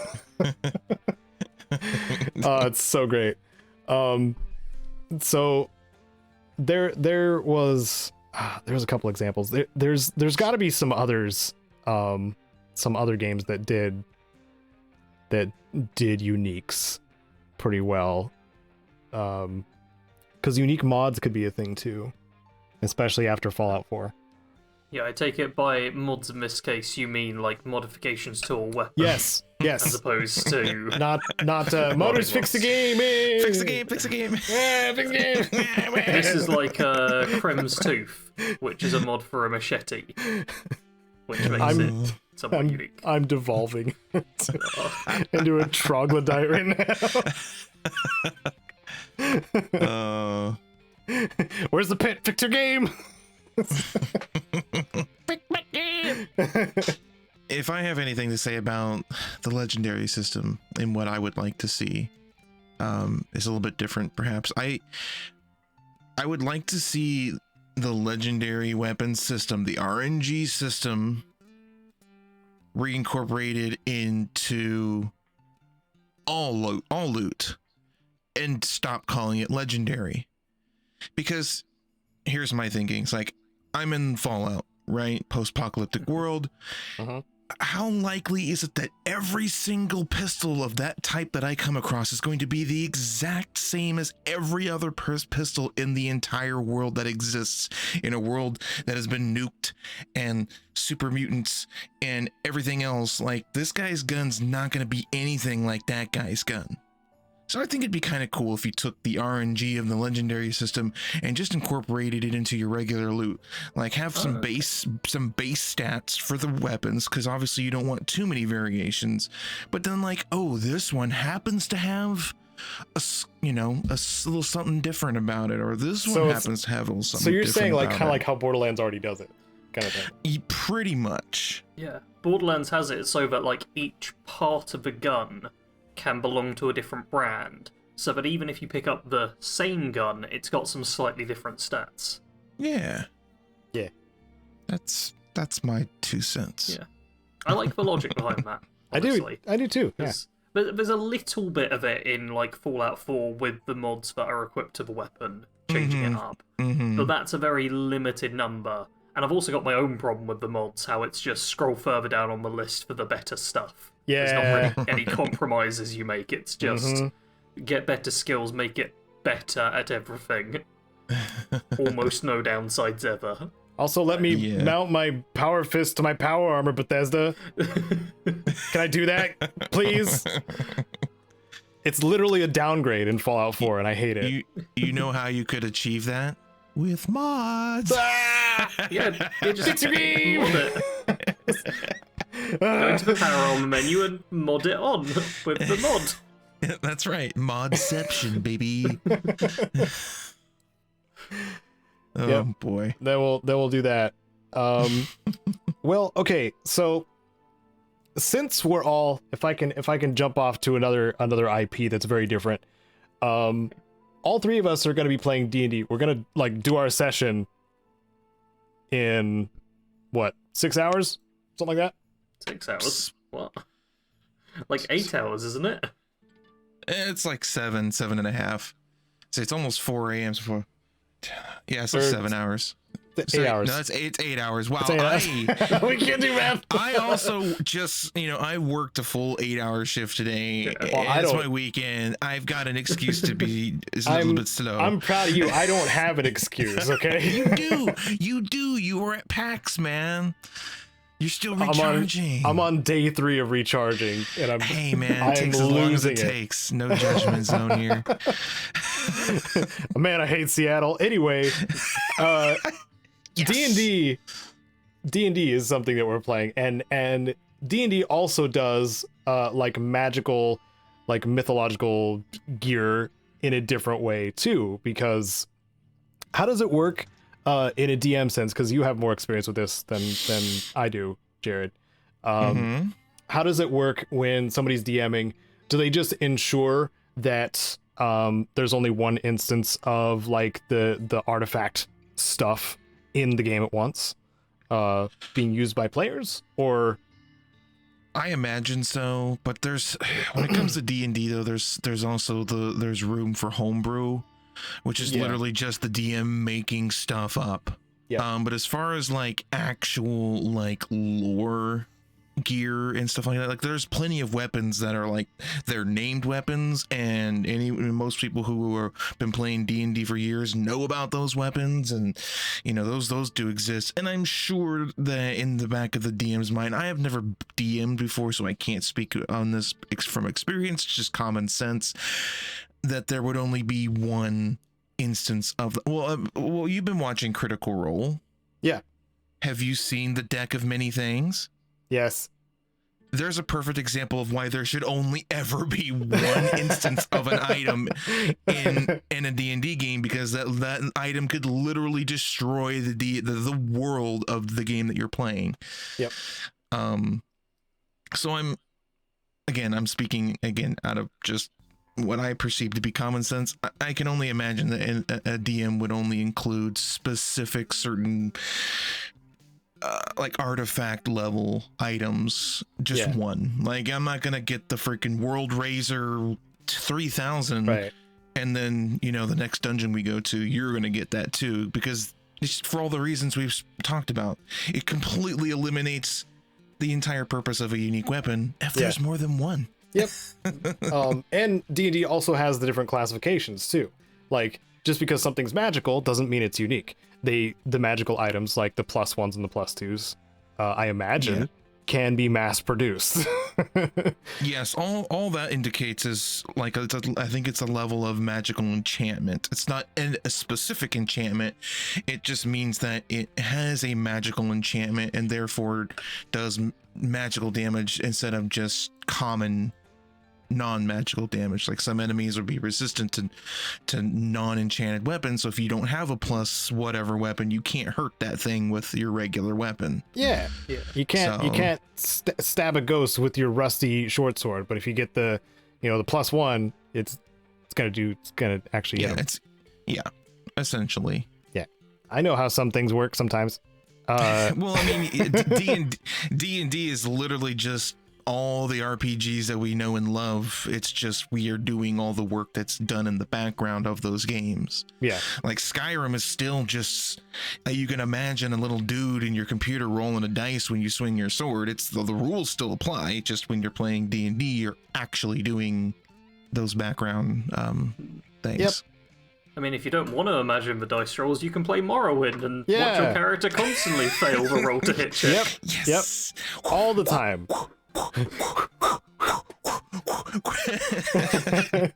But hey, I'll tell you what though, Morrowind has some pretty cool unique weapons though. It does. Some of which are in Skyrim Anniversary now. Yeah, many of which, in fact, like there's a whole Morrowind thing to do. Cool. Yeah. With a lot of interesting characters you run into. I still haven't beaten Morrowind, actually. Dude, Morrowind was my first Elder Scrolls experience. Yeah, I think you've mentioned that to me before. I am a little envious, actually, because at this point, it was a whole nother world for that kind of game back then. Yeah, you know, at this point, it's really hard to get into, dude. Yeah. Oh, I know. It's even for me. Like, I haven't played it in a long time because, like, having played what I've played now, it's like I like it, and there's a lot of nostalgia factor. It's rough. There's a lot of nostalgia factor, but it's a solid game, and it could do with a remake. I would play the heck out of a, you know, Skywind, as that one company or whatever group is making it and will never release. Mods, fix your game. It's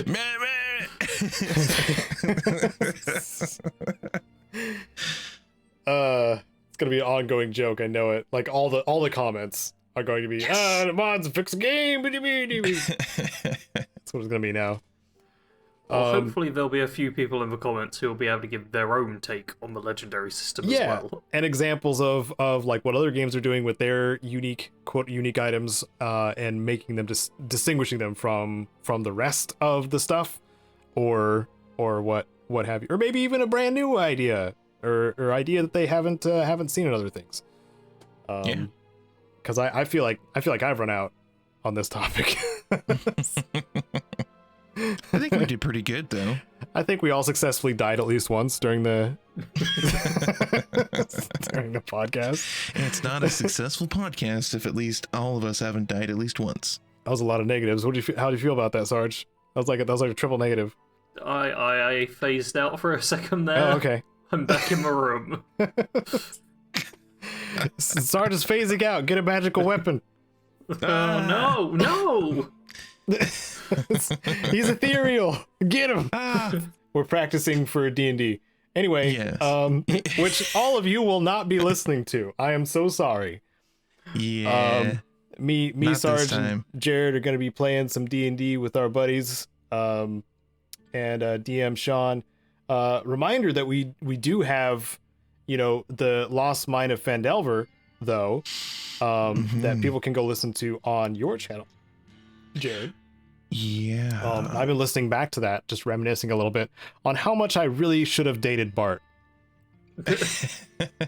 Like, I think that's what should have happened during the playthrough. Like, once I had that Goodberry flavored stone that Hendrix made for me, like, my character was pretty much set, retiring in Phandalin. Like, I should just retired with Bart. Hey, you know what? There's nothing saying that we won't revisit those characters. And our adopted son, Droop the Goblin. Yeah, I mean, like, you know, I know we started a second campaign into the Abyss, but we only got a couple of episodes into it before Sean had to take care of his family and having kids and all that stuff. Right. But there's absolutely no reason why, you know, at some point we can't go back to those characters, because those characters still exist. None of them died, you know, so they're still there. That we know of. Dun dun dun. Maybe that lady that Hendrix went to go have tea with, maybe she was a lich. Was it Gary? Gary? Was it? Greg? Gary was the nickname. There was some Gary. fantasy name, but got called Gary instead, I'm sure. Yeah. Like Gareth or Gareth? Yeah. Gary. Lydia or something Yes, weird. yeah, something. Something like that. Anyway, that probably bores everybody. Now that everybody's clicked off, let's get into the stuff that we've been playing, doing, and working on. I feel like I've talked a lot during this episode, so one of you go first. Flip a coin or whatever. I don't care.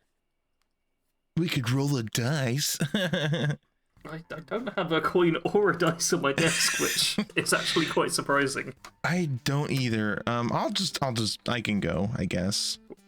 Just because I don't know why. Nice. Unless you really want to, Sarge. No, go. So I've been in a true funk for gaming lately. been having a hard time. I think I may have mentioned this last time we did a podcast, but you did. It was 3 weeks ago. Yeah, and it's been pretty persistent. I found out that first-person shooters is what I need to play because those have been holding my attention. Oh. So, one of which that I picked up recently is Terminator Resistance. That's the good Terminator game that released like last year? When did it come out? Or the year before? Where are you? Steam open. That came out in, November of 2019. Oh, and oh my God, that was longer than a year ago. Yeah, it was last year. It was last year. Remember, we skip over those two. Yes, correct. The last, yes. Modders fixed the last 2 years. Yes, he's coming around. I don't know. I saw this game randomly on Steam. Honestly, I didn't even know it was from 2019. I was just like, hey, you know what? Why not? It was probably on sale or something, and I was like, you know what? It looks cool. I think I can't remember if I'd watched it before or after I started playing this, but I went back and like watched Terminator 2, which is like the best of the series in my opinion. It still holds up. It's a freaking amazing movie. The game's not bad. It's very dreary, as you can imagine. Terminator's a portrayal of the end of the world and the machines rolling through a very desolate landscape kind of situation. Listen, I don't know how much you talk about apocalypses where you come from, but over here, we try to relax on the apocalypse talk a little bit. Come on. Nah, man. I'm just kidding. This game ain't doing that. This game ain't doing that, man. It's not like the best game in the world, you know. I'm not gonna sit here and be like, it's the best thing since last bread pockets on jeans. It's fun though. One of the comments I think said it best. It was something. It's a great call. It's a fan. I can't even think of the dadgum word. My words have failed me. It's just it's if you're a fan of Terminator, this is like, hey, this is for you. It's not a super amazing game, but if you like Terminator, then you might like some of the stuff in this game. Like it feels like by fans for fans kind of thing. Yeah. Without being a trope. Yeah. And I haven't finished it because I just don't finish games anymore. I don't know. But it's been fun. Yeah. The best part is the sound effects, like the sounds of your pulse rifles. It's like the opening scene from Terminator 2. If you've seen it, you know it. The very unique like blaster sounds and stuff. They nailed that really well. It's just fun. And other than that, I've started finally giving a honest try of Fallout 76. Yeah, we saw that. We did. Yeah, well, I mean, I've had it for a while and I've played it off and on very sparingly. Like, you know, I might play it one day and never play it again kind of a situation. Even when the NPCs showed up and there was actually substance to the game.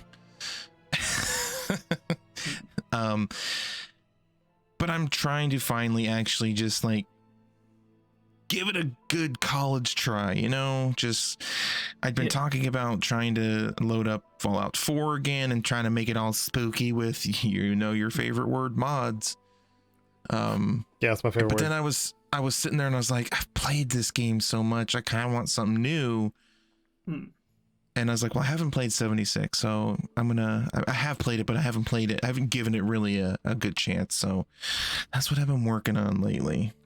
Nice. And I haven't made it very far. I'm like level 10, but I play when I get home from work. So I think it's a good game to take at a bit of a slower pace as well. Yeah. Yeah. You can just kind of go in and chill in it quite easily. Mm-hmm. Because despite technically being a survival game, it's really not a survival game, and it's quite relaxed. Yeah. Like, there's very few consequences, even if you do everything wrong and just let Well, your they took all the consequences out. Like they're all gone. Yeah. Like, they don't even need a food and drink bar anymore. Just give us the bonus forever. It's fine. But yeah, that's all I got. All right. Yeah. Well, in my free time, I've been playing Total War Warhammer 3 Yep. and Mortal Empires. What? Because that huge update dropped. I think it made the player count, like, go up by 10 times or something. Because this is obviously the third game in the series, and what Mortal Empires does is make the previous two games essentially function as DLC. So you get all three games in one on this giant map, where you just take over the entire world, this entire fantasy world, as any of the races, any of the factions you want to be, and it's just really good. Nice. That sounds like a dream. It's great. I've played a lot of it over the past couple of weeks or so. Actually, I can check. Steam will tell me, won't I? I've played... Steam won't tell me. Steam, why don't you want to tell me? I've played, 35 hours over the past 2 weeks. Nice. Because, it's just real good. And they updated a lot of the factions. They've made everything work pretty well. It's technically in beta, but there's not many bugs, and the bugs that are there don't seem completely game-breaking. So it's come out to a pretty solid launch. And this is kind of what everyone was waiting on for Warhammer 3. Because the base game itself was a bit, fine for a playthrough or two, but not much else. But this one is like the giant sandbox mode, which everyone loves. Nice. But, that's been like my casual, just free time game. Because I'm also now doing daily content. Ah. I have, challenge run videos Monday through Saturday, where I publish 2 episodes of 3 different challenges, currently doing Skyrim Crafted Items only, Fallout 4 Survival Power Armor only, and Fallout New Vegas Gold Rush. And then on Sunday I live stream, and the live stream will have been going at the same time this goes live. Hey, Sarge. What?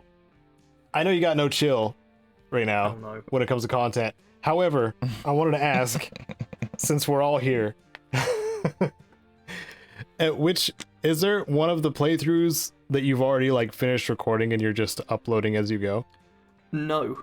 Oh my god. Because I've got like decent internet and stuff, I'm recording these like generally only a day or 2 before they come out. That way I can like read comments, take some feedback and stuff. There's a lot of like interaction I'm doing, where pretty much every single episode now I will ask for comments for like advice or their take on something, or would you rather me do this first or this first, that kind of stuff. So I'm intending to wait until the last episode was out before recording the next one, and episodes are only like a few days apart. Like the Skyrim one is Monday and Thursday, Fallout 4 is Tuesday and Friday, and New Vegas is Wednesday and Saturday. Yeah, it's just a few days between them. So it goes up, then the next day or 2 I record the next one. It's a constant, never-ending cycle. Wow. But you know what? It's not enough challenge runs. So after I've done the Cyberpunk stream today, when this comes out, I'll be having a poll up on my community channel asking which of 4 different challenge runs I should start doing on the live streams. And I'm also wanting to make the live streams a few hours long instead of a couple of hours long, so that every week I can also have another challenge run, but a live one instead. I just hope you're not a real life built to destroy trait. I'm in a new place now. I have to be able to afford this all and start making a bit of a profit. I know, Sarge, So, but daily content, constant work. This is literally my month of work. I do themed months, and this one I was like, month of work. Every day I'm going to be working. oh my god, Sarge. I just It's worry good. about you sometimes. I like my job. I like my job, and Okay. I want to keep it. Good. Okay. Hey, So- everybody listening, go on to Sarge's Patreon and give him at least $1. Please. So he doesn't burn out as fast. It's just a lot. You're doing a lot. Yeah. I am proud of you, but you're also doing a lot. Thank you. Yeah. Keeping myself busy. Yeah, that's for sure. That's it for me though. Just constant everything every day. Nothing more than that. What Gotcha. about you, Caedo? Well, I'm not doing that, except for this week. This week was something every day. It felt like everything every day. Because all the stuff at PAX that I mentioned that I was doing, you already know, last weekend, which is why we didn't have an episode. Before and after PAX, I had been pretty obsessed with a game called Project Zomboid.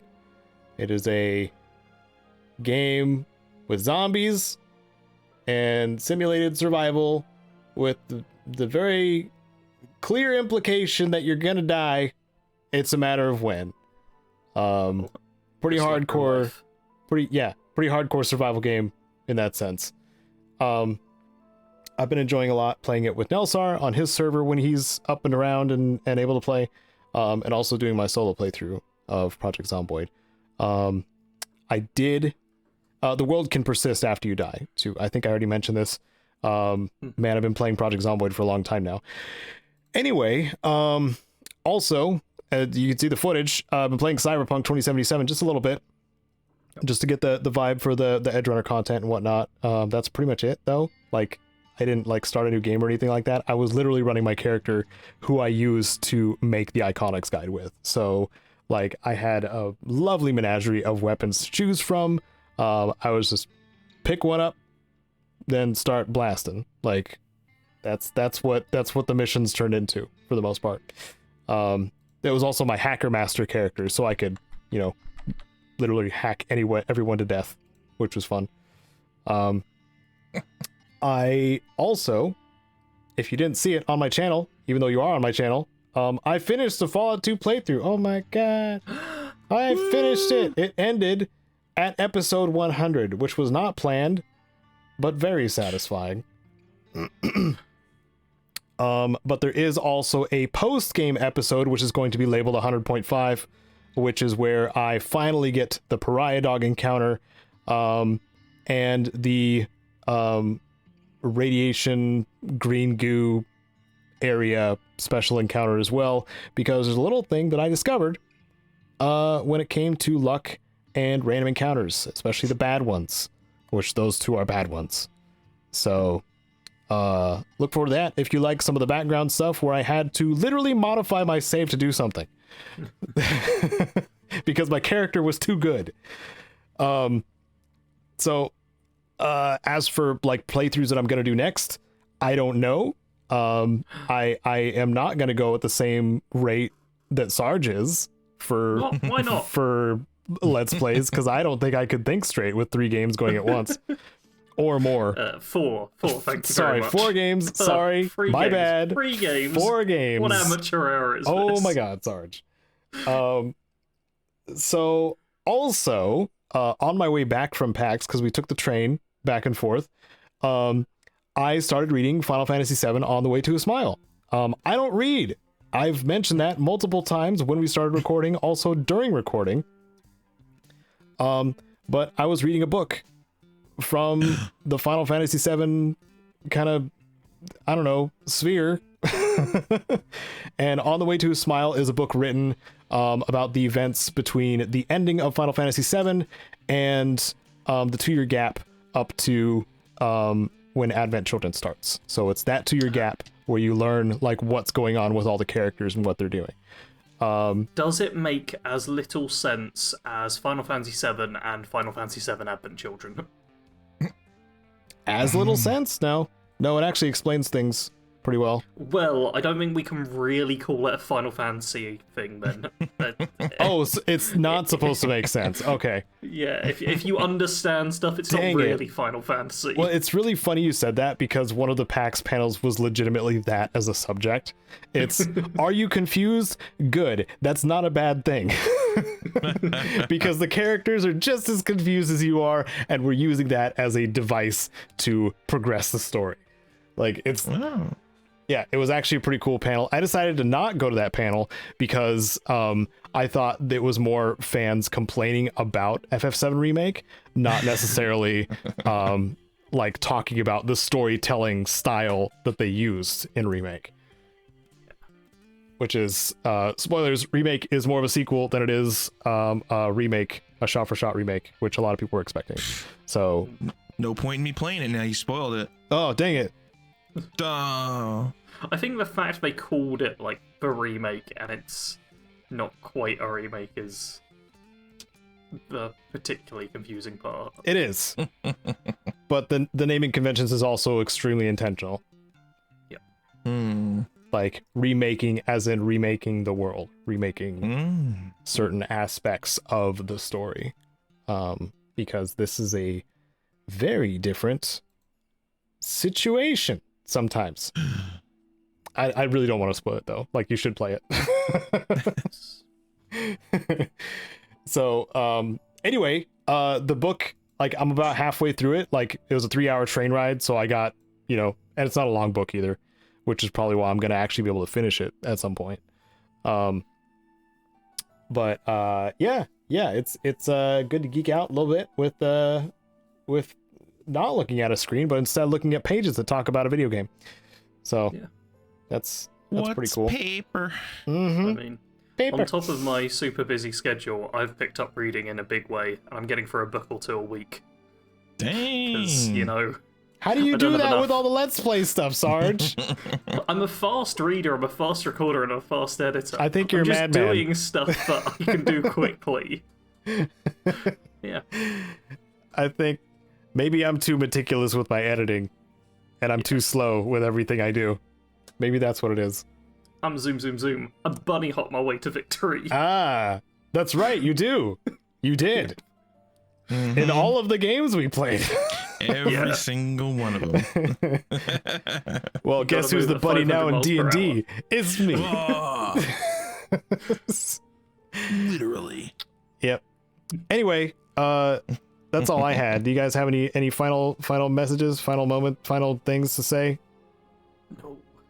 Okay. I don't think so.